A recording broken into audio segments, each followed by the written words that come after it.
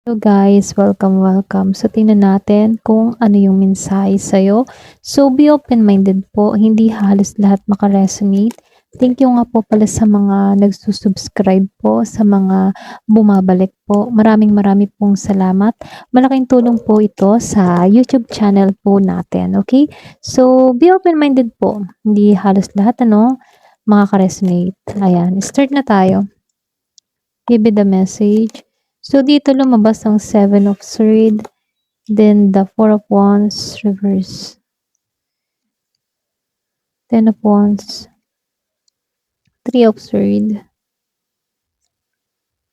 Malakas ito yung fire sign, Aries, Leo, Sagittarius. Mayroon din ditong air sign, Gemini, Aquarius, and Libra. So, meron din akong nakikitang earth sign, Taurus, Virgo, and Capricorn. And water sign is Scorpio, Cancer, and Pisces. So, halos lahat andito naman. Lumabas ang justice dito. So, anong nangyayari dito? Yung iba sa inyo meron lang ako nakikita ditong tao na parang nakatuon sa'yo or nagbabantay sa'yo. Pero, ganun pa man, meron ako nakikita ditong pagbabago. Okay? Ayan, so start na tayo, no? So, dito, no?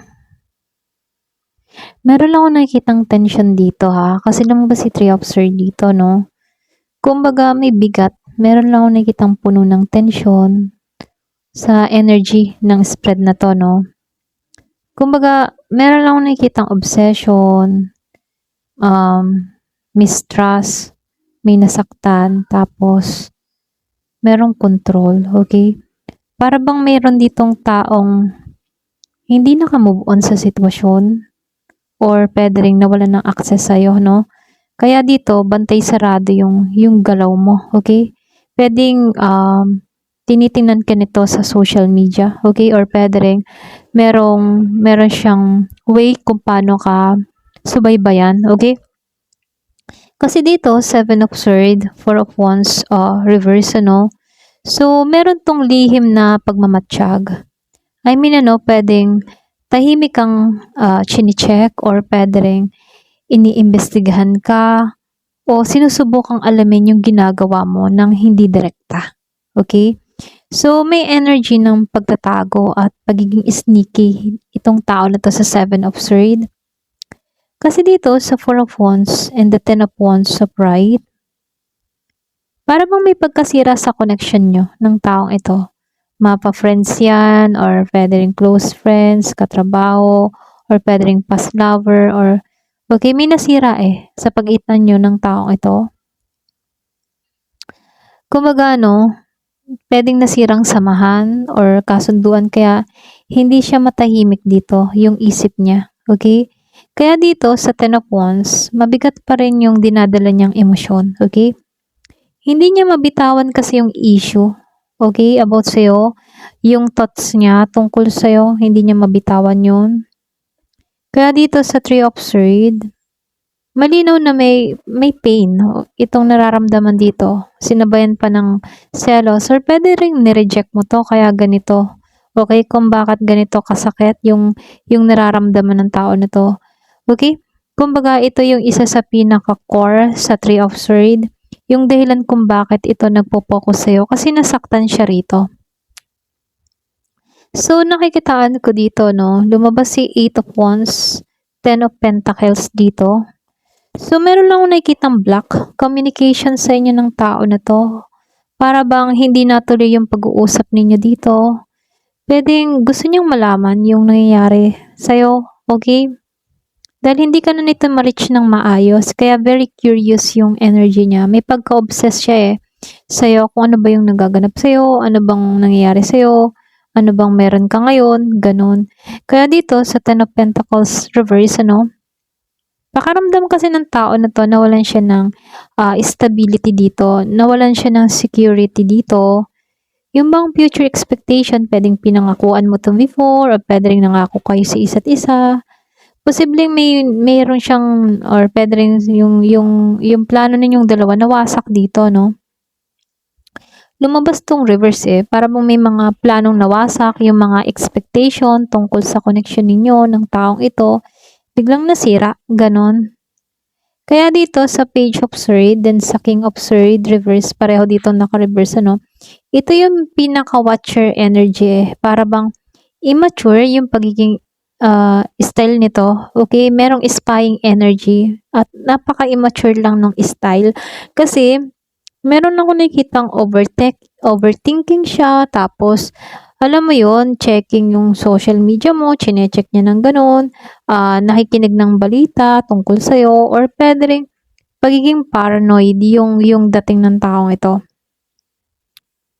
Kasi dito sa King of Swords, ano, parang siya yung klase ng tao na gusto niya, siya yung control, okay? Siya yung magmamanipula sa'yo, siya yung cold, or pwede rin, gusto niya, siya yung nasa taas kaysa sa'yo. Yung bang tipo siya yung may mas upper hand kaysa sa'yo, ganon. Maring hindi niya din matanggap dito na hindi ka na kayang kontrolin, ganon. Hindi niya tanggap 'yun. Hindi niya matanggap sa puso niya, sa isip niya na, bakit nagbago ka? Bakit hindi na kita makontrol? Bakit gano'n? Okay? Kaya dito 'no, sa Ace of Swords, then sinabay ng Nine of Wands, meron 'tong ano, tinatagong emosyon dito ha. Yung bang klase ng ano, yung bang tipo na hindi niya ba maipahayag ng maayos dito? Mahal ka pa naman ng tao na 'to kung bakit siya nasasaktan eh. Hindi nga lang naging healthy yung paraan ng pag-handle ng tao na 'to. Kasi immature, alam mo 'yun, halimbawa mahal ka niya pero alam mo 'yun, parang susurahin ka muna, alam mo 'yun, para makuha yung attention mo. Gano'n, may pagka-KS ang style ng tao na 'to. Hindi ka direct to the point na sabihin or magpakatotoo sa feelings niya. May mga pagtatago pa siya ng nararamdaman dito. Kaya dito 'no, pagod na 'to emotionally, pero hindi naman niya kayang bumitaw. May insecure 'to ha, hindi maiwasan 'yun. Kaya pagdating sa Five of Pentacles din sinabayan ng Justice. Kaya insecure 'to, alam mo kung bakit? Kasi feeling niya iniwan mo siya or napag-iwanan siya dito. Na-outcast ba? Or puwede ring nawalan siya ng halaga sa sitwasyon. Puwedeng ikaw dinededma mo 'to, hindi mo 'to pinapansin, ganyan. Kaya feeling niya dito nabalewala siya. 'Yun yung masakit para sa kanya, kaya lalo siya nasasaktan sa Three of Swords. Kaya pagdating dito sa Justice ano, dito lumalabas yung karma, yung truth.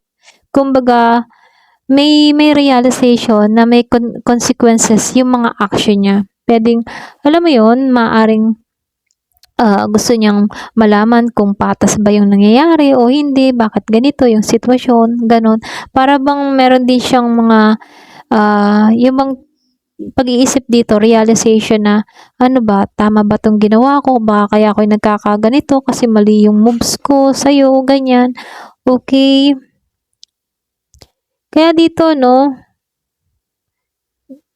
kaya dito sa Four of Swords, kailangan lang dito ng distance at pahinga, or puwede ring ginagawa mo na. Tahimik man 'to pero alam mo 'yun, externally at mentally active siya tungkol sa'yo. Para bang scroll na scroll sa social media, tinitingnan, anong balita, ganyan. Gano'n yung energy niya. Kaya pagdating sa Queen of Swords, Ace of Swords, Reverse, parehong naka-reverse ha. Yung bang tipo na meron 'tong bitterness may tampo sa'yo or puwede ring pagiging defensive dito. Maaaring may galit or masakit na salita na hindi pa rin niya malampasan. Para bang meron ditong binitawang masakit na salita. Puwedeng dinamdam ng tao na 'to, nagtampo sa mga sinabi mo. Hindi malinaw yung isip niya 'no, maraming assumption, overthinking, posible information. So, nakikitaan ko dito, kaya 'to bantay sarado sa'yo. Hindi niya tanggap yung pagkawalan ng control or access sa'yo. Yun yung isa sa pinakamalaking dahilan. Nasaktan kasi 'to. Gusto niyang malaman kung okay ka ba nang wala siya. May unresolved emotion at curiosity. Pasensya na utal ako sa R. Curiosity, ayan.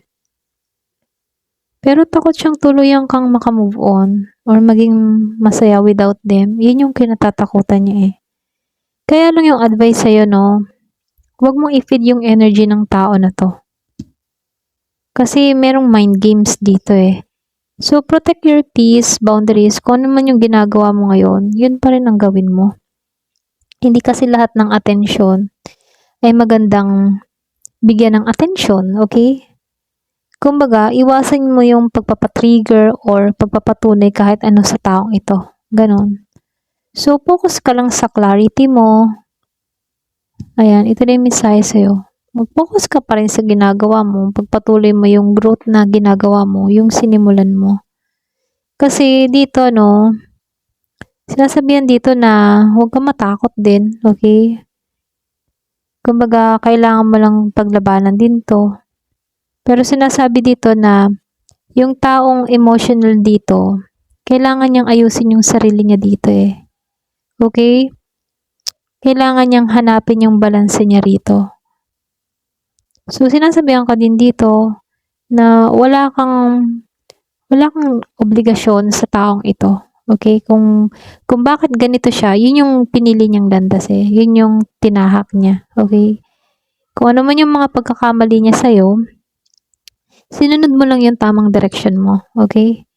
Kumbaga, pwedeng ikaw, iniwan mo na lamang to dahil nasaktan ka rin eh. Kumbaga, ikaw, mas tinuon mo dito yung sarili mong kapakanan. Kaya lang, itong tao na to, hindi makamove on eh.